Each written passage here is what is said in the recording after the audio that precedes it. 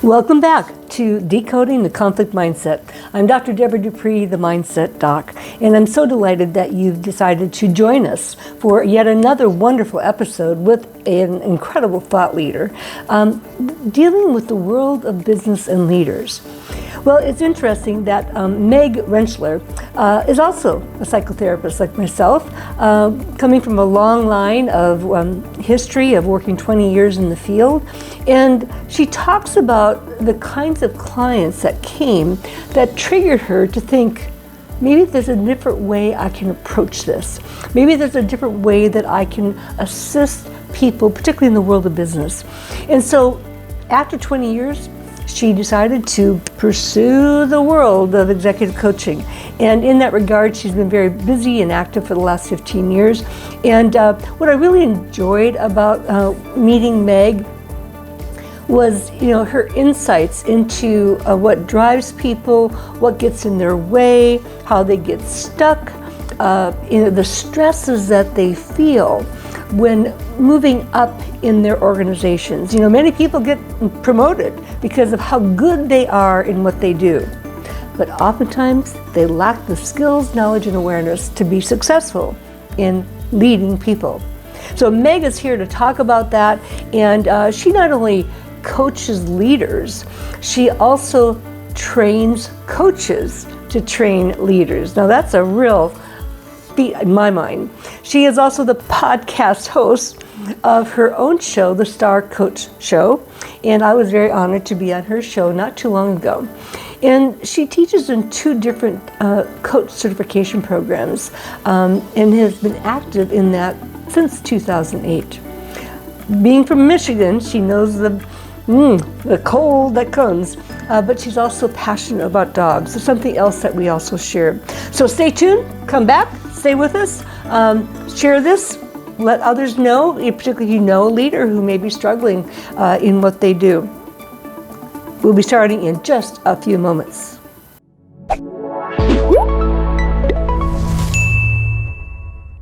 Well, welcome, Meg. I'm so delighted to have you here. Well, thank you so much. I've been looking forward to spending time together after you did such a great job on my show. I was having a Deborah withdrawal. I wanted to have some more Deborah. Well, thank you so much. I mean, that's one of the fun things we can do is to reciprocate, give back to those who give to us. And so I love doing that. And I had such a delightful time on your show. And so I want my viewers and listeners to hear you too. Well, I appreciate that. It's always great to share this kind of work with people and just know that it sort of creates a different impact in the world, right? It gives us something different to think about and a different way to show up. Absolutely, absolutely. Well, one of the things I was so impressed about in our viewers and listeners heard about your background before we started, and we both share that psychotherapy background. We both focus on leadership development in slightly different ways, and but how much we use our skills, communication and helping bring things out of people in the work that we do. And so, help our viewers and listeners understand what was your trigger, shall we say, to leap into the field of leadership coaching? Well, thank you for the question. It was after I had spent over 20 years as a psychotherapist. I was in private practice, and really, Deborah, began to see not that it was unique to get people who were stressed coming in for therapy. I mean, certainly that's what we do. We deal with anxiety and depression and all those different things. But I was seeing a pattern that was increasing of people who were really feeling invisible in the workplace. Maybe they had been asked to be leaders because they were really good at what they do as a, individual contributor. Maybe their technical skills were strong, or their whatever the skill was that they were in was strong. And then they get rewarded by being put into leadership without being given the toolbox of how do I then shift my focus and how am I going to lead? And so they were stressed and coming to see me. So I was seeing leaders in therapy. I was seeing people who were being led in organizations where they didn't feel valued. They didn't feel that they were being seen for their contribution. And so very truthfully, I began to feel as though I was being reactive to an unhealthy environment. So people were being asked to be put on disability. They were coming in for therapy. We were creating solutions and trying to create some coping. And then the next week they'd be in the same place. And I think we have to also pay attention to how am I being impacted by what's happening in my workplace? So my workplace was my practice. Who was coming in to see me? I was beginning to feel drained and that I needed to do something different. And I knew for myself, if I was more proactive than reactive, it would shift something for me. It would shift the way that I was showing up with my clients. So I did some research, found out about executive coaching, and thought, what would change for both me and my clients if I were able to go into organizations and empower leaders with a different set of tools to be able to show up and really feel like they were being the kinds of leaders they wanted to be, and what a great ripple effect that would have. So that's what created that shift for me. And I found a program, got my training, and began to transition from therapist to executive coach. And that was in, 2007, 2008-ish.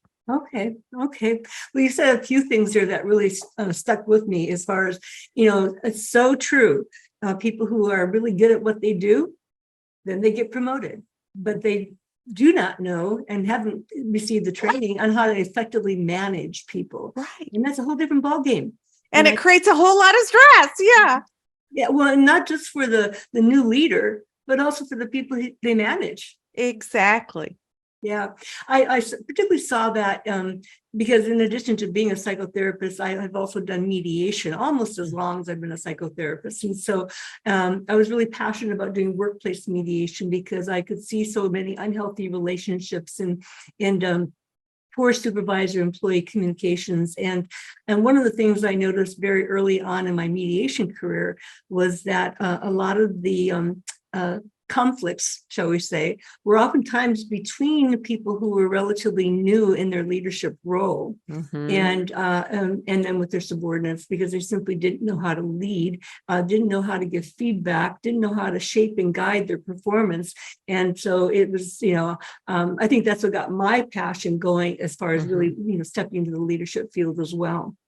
And I think that it's not necessarily safe. There's not a culture of safety to say, I need more skills. It's almost like I was given this position, therefore, whatever I did to get this position must be enough. And the reality is it takes a different skill set. It takes it. And I'd really like work environments to create a culture of safety around being able to ask questions and being able to say, I want to be the best leader I can be. So could you please give me some tools to be able to do that? Oh man, couldn't have said it better. I mean, you absolutely hit it right on the spot as far as people being afraid to, speak up and say, I need more skills here. Right. And so it takes a lot of courage. And like you found yourself not being happy or reacting to what your clients brought to you. I myself got into mediation for some similar reasons. I was facing some, really challenging workplace situations with my clients, and I realized I needed more skills in order to facilitate, multiple party discussions.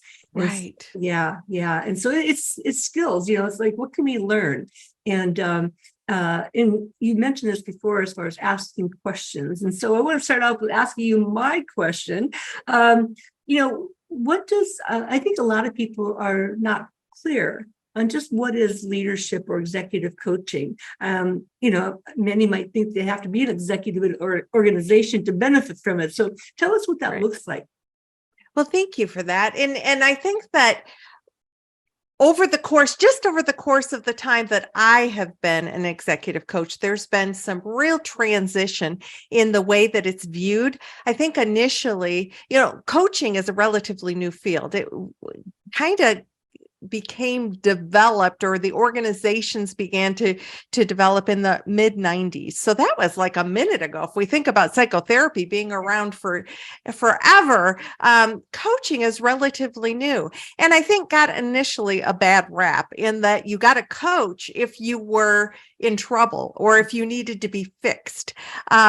Luckily, even over the 15 years or so that I've been coaching, that's begun to transition into many, the shining stars, the high achievers, the people who are here and just want to get to the next level and the next level, or really be able to leverage what they do and tap into their skills. So I like to think about coaching, because coaching gets called any number of things get called coaching. And when I train leaders on how to use coaching in their leadership style, we start with, you wear lots of different hats as a coach.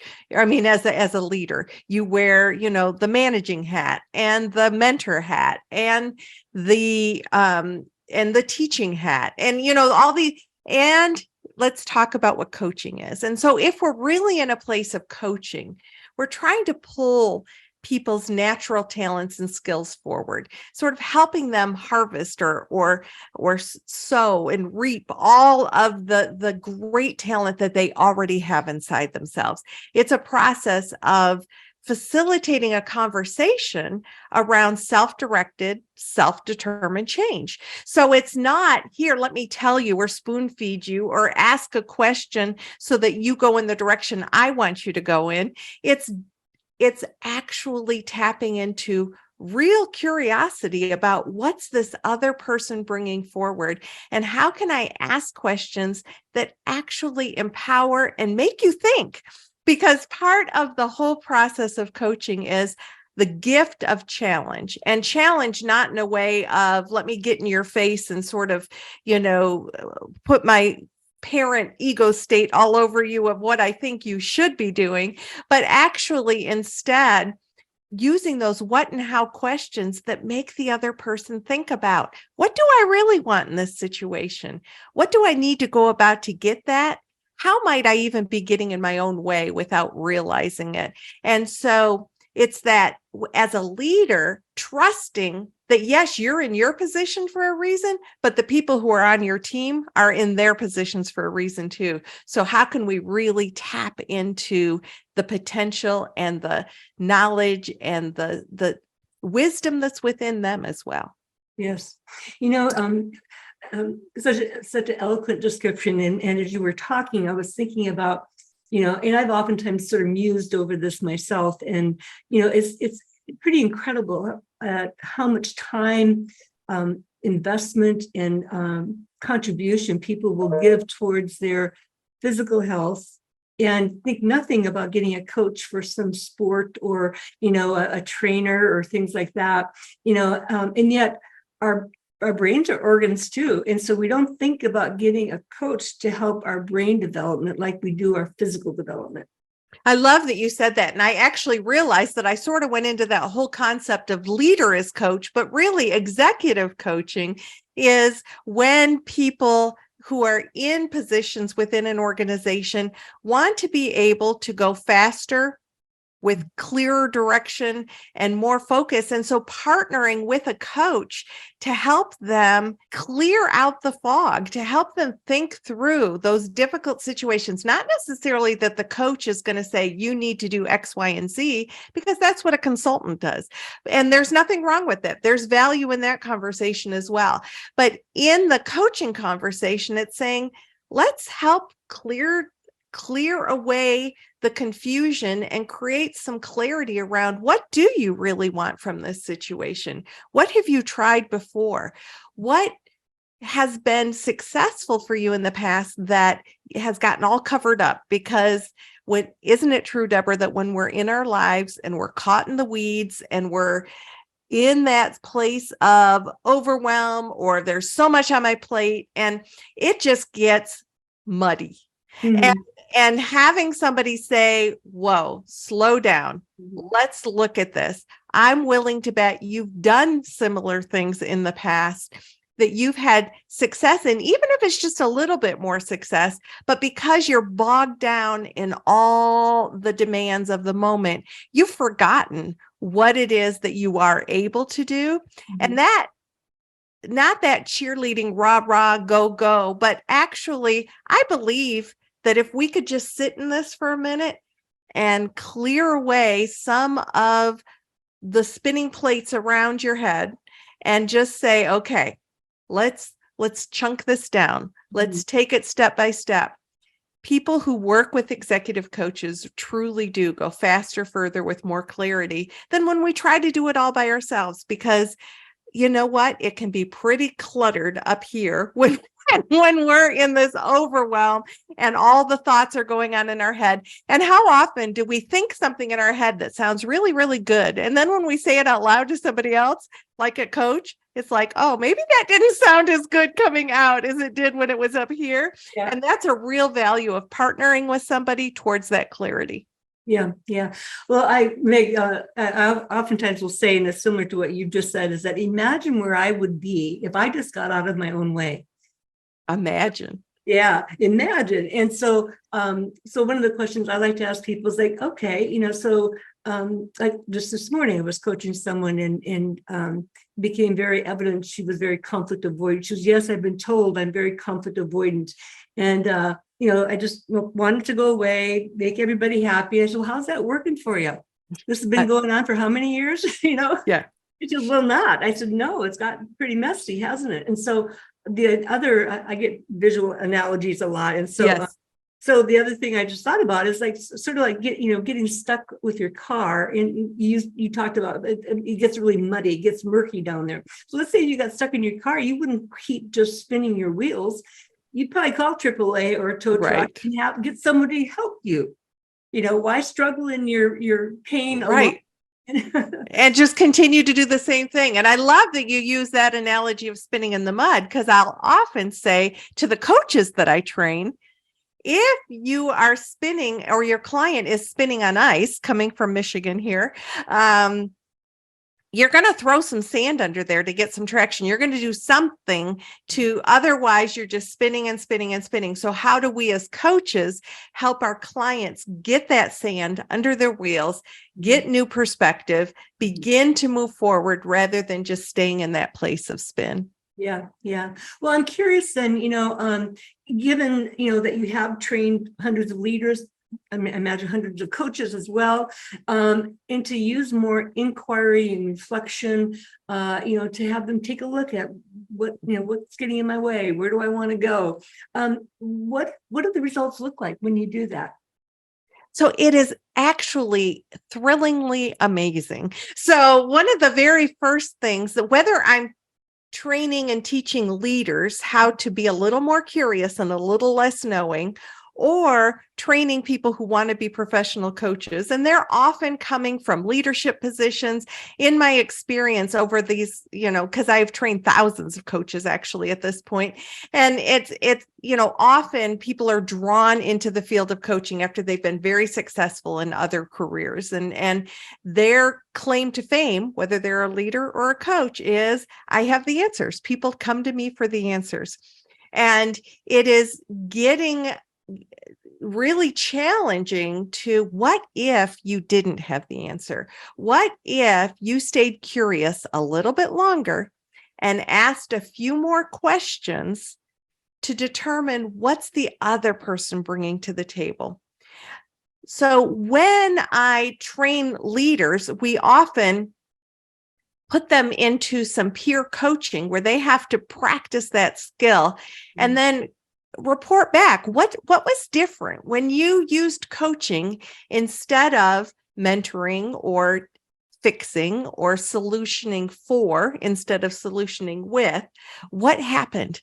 And the biggest thing that probably puts the biggest smile on my face is that when they actually trust the process for even a moment and invite the other person into creating the solution with, the first thing I hear is relief. Like, Meg, I didn't have to have all the answers. As a matter of fact, when I let go of having all the answers and actually allowed the other person to bring some of their insights and explored with them, they came up with a solution I never would have come up with. And they were that much more engaged in it and that much more excited about it because they co-created it or really brought the solution themselves. So what I hear is it was uncomfortable. I didn't want to do it. I didn't want to let go of the control. But when I did, the solution that we ended at was so much better, so much more powerful. And I have this weight lifted off my shoulders. So I'll say to both leaders and coaches, are you getting in the middle of the session? Are you getting in the middle of the coaching and putting yourself there? Because it doesn't need to be you. It's the coachee who's in the middle. And the coachee is the one that we put our energy and our focus and our belief in, that they can bring the answers forward. And how do we do that? We stay curious and we ask questions. And I might use that analogy of a ping pong match, that when we believe that we have to fix or solve, we say, well, could you do this? Yeah, I've already done that. So we lob the ball. Could do this. I've already done that. It doesn't work. Well, then do this. I've already done that. We're not curious at all. We're just giving solutions and it's just getting bopped back to us. If we stayed curious a little bit longer and said, well, Deborah, what have you already tried?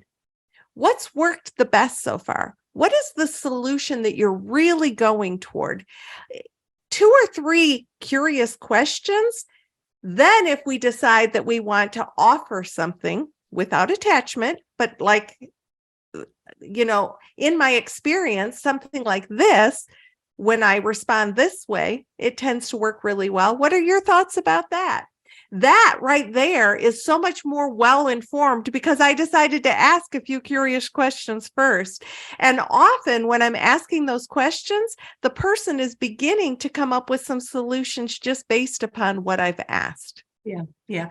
Excellent example of getting people to reflect, in response to your questions. Is like, and so you're opening up their brainwave patterns right there by asking those open-ended questions and causing them to pause and ponder and go, that's a good question, and because I oftentimes get that, I see that too, is I never thought about it like that, or right. Really good question. I never considered an answer to that one before.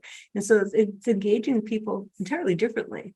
And I want to point out that when you ask a good question and the person pauses, that is a gift. You do not need to rush in and rescue and ask your question again, because heavens to Betsy, there's silence. Oh no, we can't have silence. No, silence is a gift.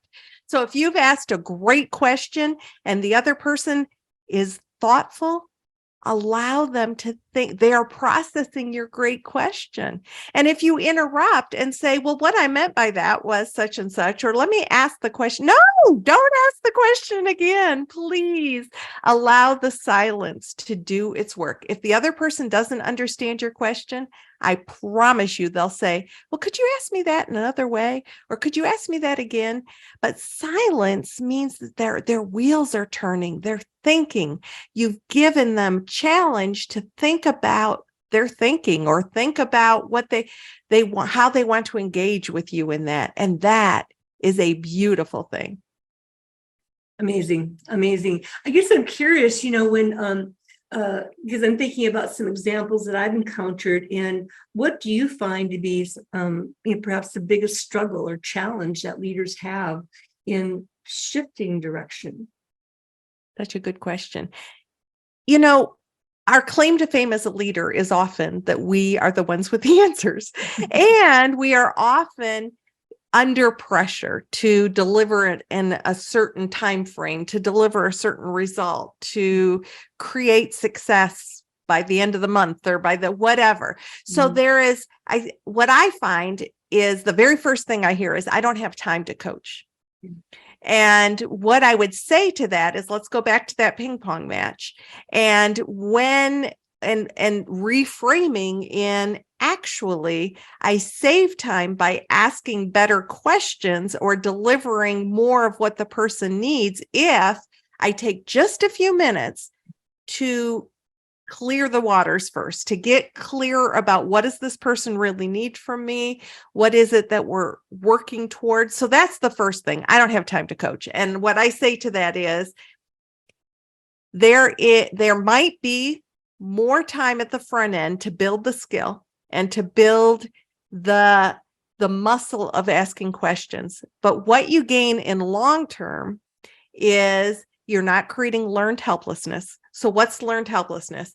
I can't make any decisions or do anything because I'm afraid that my boss won't like it, or they're only going to, change it to what they want instead, or that I just have to get my answers from my boss all the time. Well, when you stay in that together solution focused conversation, what you're doing is empowering the people on your team to believe in themselves so that you're not the person they have to run to for every tiny little thing. They're there for a reason too. So let's tap into their skills. So you end up saving time in the long run because you're empowering your people to make some educated decisions on their own, to learn from the solutioning that you do together, to build confidence in themselves. And so that would be the first thing I hear from leaders is, I don't have time to coach. And what I challenge them is, you know what, in the long run, you are saving time. And yes, it does take a commitment to that. And I believe that the investment that you make in yourself and the people around you will pay off if you stay curious a little bit longer. Yeah, absolutely. I'm just thinking of just the other day, I'm working with the fire department in their top 6.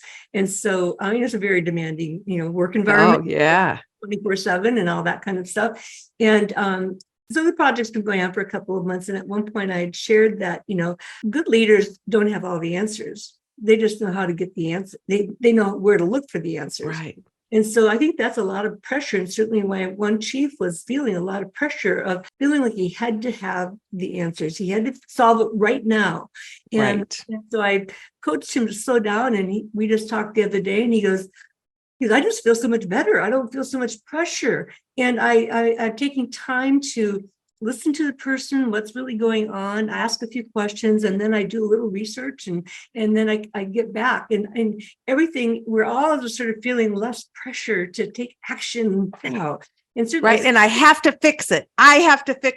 You know what? No. And so that's probably the second that the fixer gets activated, right? Like I hear a problem and instead of wondering how does this person see the problem, I'm off to the races to fix it.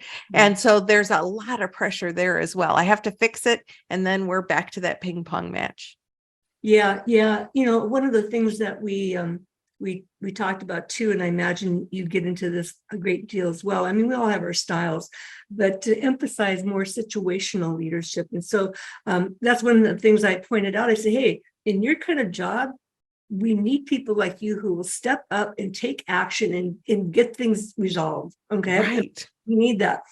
But too often leaders use that same approach, of getting things done and making those, meeting those deadlines throughout our life. And that's where, the problem comes in, is that when we use the same strategy over and over again and expect different results. That's Einstein's, definition of insanity, right? Right, exactly. And different situations require different things. So you're exactly right. If my house is burning down, I want that captain or that chief to say X, Y, and Z, and we're doing it, and we're doing it now. And yet not every situation is a house on fire.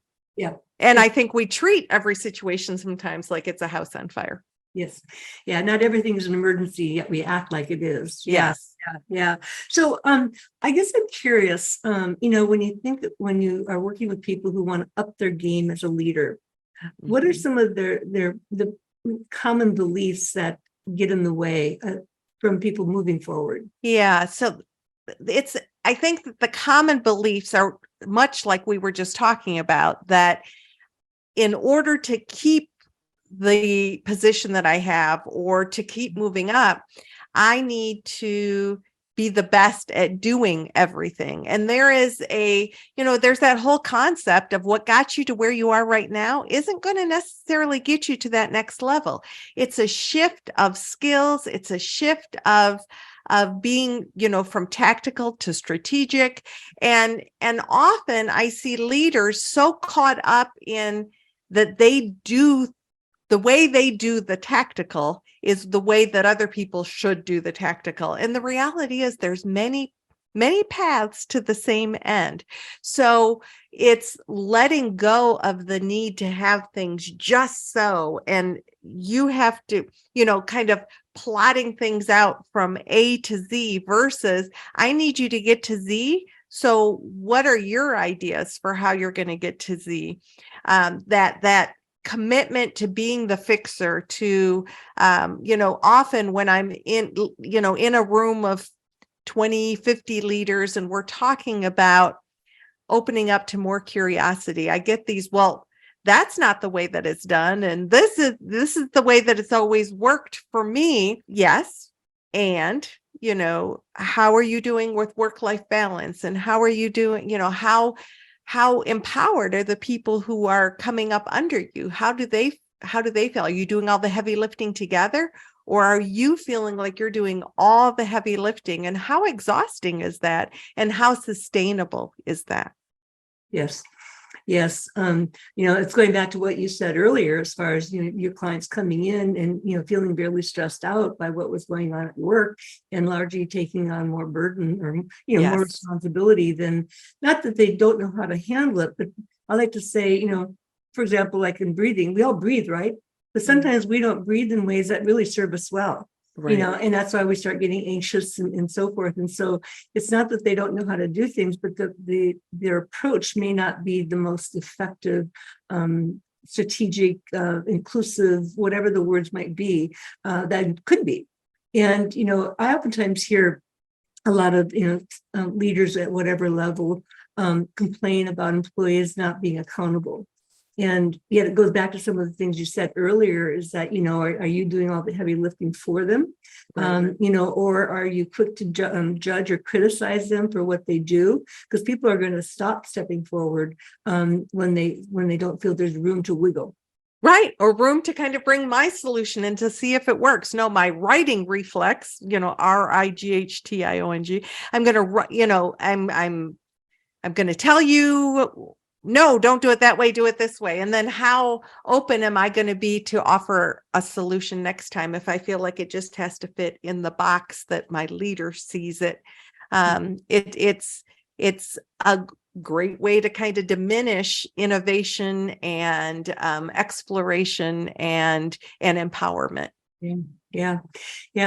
Well, this has been fascinating. I mean, we're so much on the same page on many concepts here. It is delightful to hear, somebody like yourself who has so much experience and so many skills in teaching leaders and other coaches. I mean, that's even, I think, even not a greater skill, but it just attests to your experience and qualifications to be able to teach those, what you do and to help them grow too.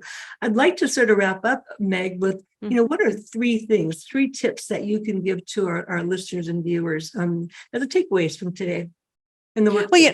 Well, thank you for that. And one of the things that you said that I really wanted to highlight was you talked about breathing, and that we all breathe, but we don't necessarily all breathe to the best sort of use within our body. And what that brought up for me is that many of the skills that we're talking about, we have the tools very near to us. It's not necessarily, we don't have to become a heart surgeon, there's some skills that obviously it might not be within our wheelhouse right now, but the skills that we're talking about right now are skills that are within the reach of all of us. So first of all, just like with breathing, when we think about how we're inhaling oxygen, and whether we're really using our diaphragm, and whether we're breathing deeply and exhaling, and that's right within all of our grasp. And yet, if we don't slow down and pay attention to it, we can actually hyperventilate. Yes. So the skills of asking some open-ended, empowering questions instead of do you, could you, have you, what and how, like, what are you thinking about? How would you like to employ such and such? Those are within our grasp. And I encourage all of you to be thinking about, how do those do you, have you, can you questions land on you versus what are you thinking about? How can you engage with this? Just think of how those land differently on you and how you can engage differently with others. The concept of ask just a few more questions to get a little more information before you dive into solving for someone else. You will be amazed at what happens when you invite the other person into solutioning with you by asking those questions. You get them to think more deeply, you get more information from them, and together you can come up with a much better solution. And then something that we didn't talk about, but I think is such a key thing for all of us to be aware of, is that in general, we get far more energy and focus and forward movement when we focus on where we want to go rather than ruminating about where we've been or what hasn't worked. So I challenge everyone who's listening to think about where do I want to go? And the clearer I can get about that destination and what that looks like, and really paint a picture of where I want to be, the more likely I am to be able to build steps to get there, or maybe partner with somebody to get there. But if it's fuzzy, it's really hard to get to fuzzy. And we get far more energy and momentum moving towards something than moving away from something. Absolutely, absolutely. And, and I'd like to just add to what you had to say about breathing. And you talked about, creating that pause, that, space before your response. Yeah, that's an excellent time to take a deep breath. And as you said, it expands your diaphragm, it slows your heart rate down, it expands your lungs, it actually slows down your brainwave activity. And so it gives you a space to think about what next, right? And what question do I want to ask? Well, what do I need to do for myself right now? And therefore, it reduces stress. Yeah. And I love that your tag, in your email, it always says breathe. And as a therapist, I would say and as a coach, I say to my clients, let's just breathe, because that very thing that, yes, we do that without thinking. And yet, when we think about breathing, how much more efficient and effective it can be for us. And are we going to think about our breathing every second of any day, every day? No, because that's distracting.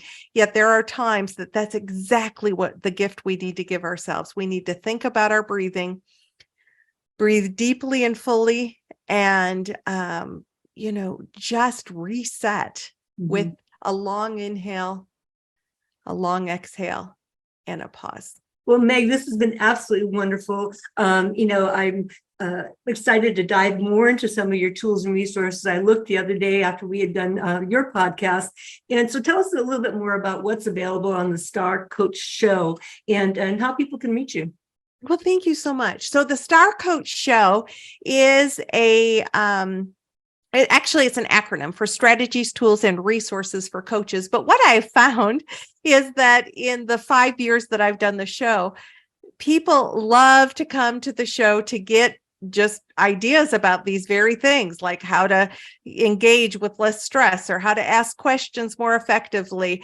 And on the starcoachshow.com website, there's some free resources around, how to communicate effectively as a leader. What do I know now as a coach that I wish I'd known when I first started? That's a resource of a combination of coaches who've been coaching over 20 years. What do they know now that, boy, they wish they'd known when they first started coaching? And I'm always adding new resources and new opportunities for people whether you're a leader, whether you're, my brother is a teacher in Las Vegas, and he's like, oh, the staff loves your show because it always gives them different ideas on ways to engage with others. So that's really why I do it. I know that's why you do what you do. We just want to help people connect in a more effective way. Yeah, and not stay stuck in the muck. Yes, exactly. Well, very good, Meg. I mean, you've been such a delightful addition to our Decoding the Conflict Mindset, and I look forward to further partnership with you and spreading the idea, as they say for TEDx, and spread the idea that's worth sharing, and so. Excellent ideas that you had here today. And one of the things I'd like to just emphasize before we close is that, I think a lot of leaders, feel that it's going to be difficult, or it's going to be challenging to open up that space to ask questions where they might feel vulnerable, or that they fear that they will look like they don't know what they're doing. And au contraire, again, there are really simple things that people can embrace, like deep breathing once in a while throughout the day. I call it the internal mini massage, and simply shifting from closed-ended questions to open-ended questions, pausing to allow you and the other person time to think, and ask for input. How do you see it? Yeah, it's so beautiful, isn't it? I mean, and I would challenge everyone to think, when's the last time you really felt like somebody asked you a question and they were fully present and they cared about how you responded? Yeah. So when you are truly appreciated for your contribution, that's a gift that you can give. Just, don't look at the phone, don't look at your watch for the few minutes that you're engaging with another person, and really be interested, be fully present and interested in what they're sharing. It will change their day and yours. Absolutely. Well, as the Dalai Lama says, compassion is really nothing more than being warm-hearted. And I mean, after all, who wants to show up cold-hearted? So there are simple things that can be done. So Meg, thank you so much for being here, and just absolutely delightful. And for all of our listeners and viewers, pass this on, share it with your friends and colleagues, family members, and people you meet on the street. Why not? I mean, imagine what a better world our world would be if we just gave each other a little time and asked some good questions and made people feel good about themselves, as well as helping you feel good about yourself. Couldn't agree more. Deborah, thank you so much for allowing me to join you on your wonderful show and bringing this thing forward that I'm so passionate about. Thank you, Meg. Well, there you have it, folks. Another episode of Decoding the Conflict Mindset. Stay tuned. You'll hear what's coming up next.